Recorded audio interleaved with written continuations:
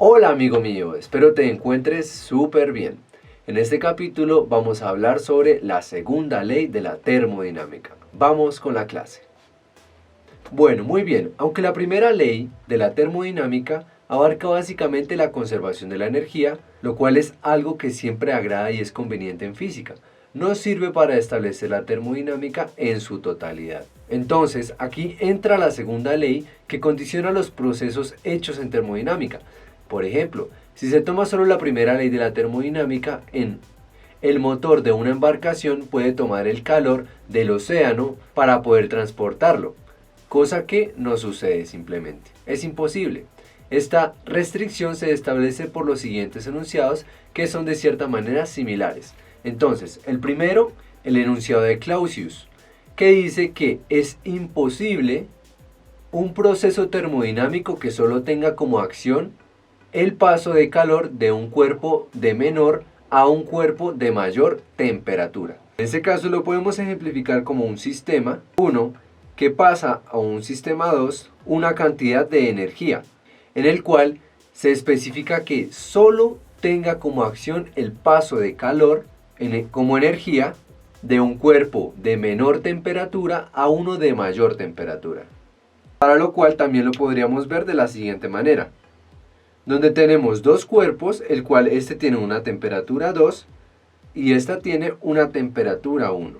Este sistema es denominado el enunciado de Clausius, como lo explicábamos anteriormente. Ahora, el segundo enunciado es el enunciado de Kelvin-Planck. El sistema que tenemos para lo que sería el enunciado de Kelvin-Planck sería el siguiente, donde tenemos un cuerpo, un sistema de una temperatura 1, donde tendríamos que solo tenga la absorción de alguna fuente y convertir esta en trabajo, en solo trabajo. Esto es lo que me dice el enunciado de Kelvin-Planck.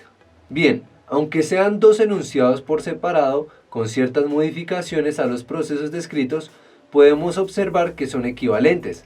Todo esto relacionado con el término de las máquinas. Entonces, me explico. Para el de Clausius, las máquinas que envían calor de la fuente fría a la caliente, si las juntas con un motor, se obtiene una máquina que obtiene calor de una sola fuente y convierte exclusivamente en trabajo, que es lo que decía el enunciado de Kelvin-Planck. Veamos lo siguiente. Lo que veíamos, al unir estas dos tendríamos lo siguiente. Este sería el respectivo motor y vemos que esto sería similar a lo que nos decía el enunciado de Kelvin-Planck, siempre y cuando las unamos. Ahora, esto mismo sucede de forma contraria, si lo tomamos desde el enunciado de Kelvin-Planck, hablando de las neveras que son frigoríficos. Veámoslo de la siguiente manera. Tenemos entonces el enunciado de Kelvin-Planck, que ya lo habíamos visto anteriormente.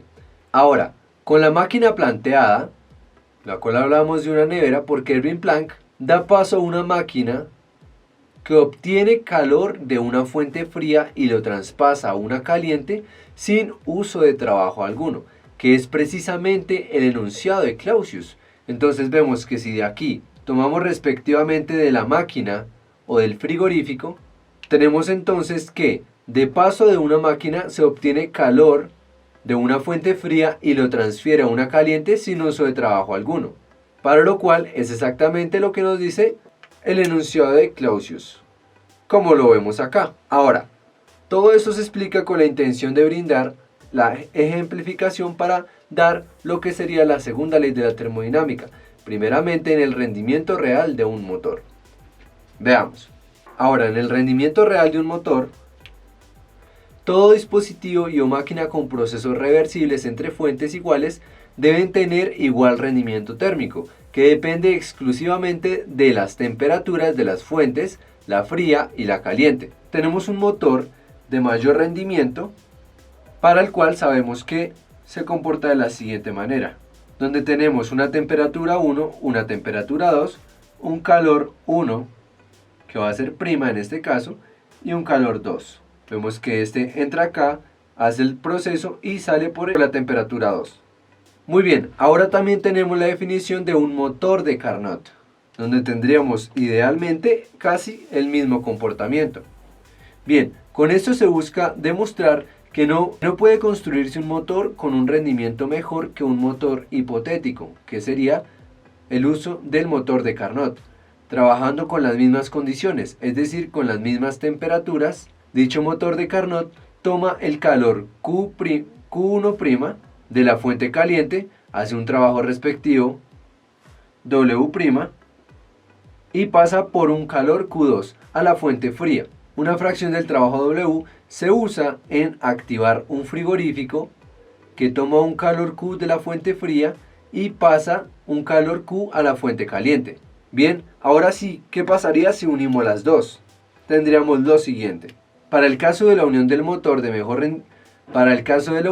da el motor de mejor rendimiento, que con el frigorífico da paso a la imposibilidad planteada por el enunciado de Kelvin Planck, donde tendríamos en este caso lo siguiente, para lo cual el rendimiento de esta máquina sería la siguiente. No olvidemos que el rendimiento es trabajo dividido entre cantidad de calor, que va a ser Q1 en este caso, teniendo así que el trabajo finalmente va a ser la unión de Q1 más Q2.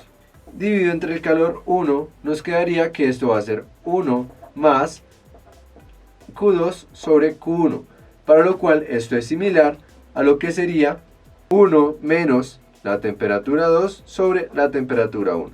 Pues lo tomamos del lado opuesto.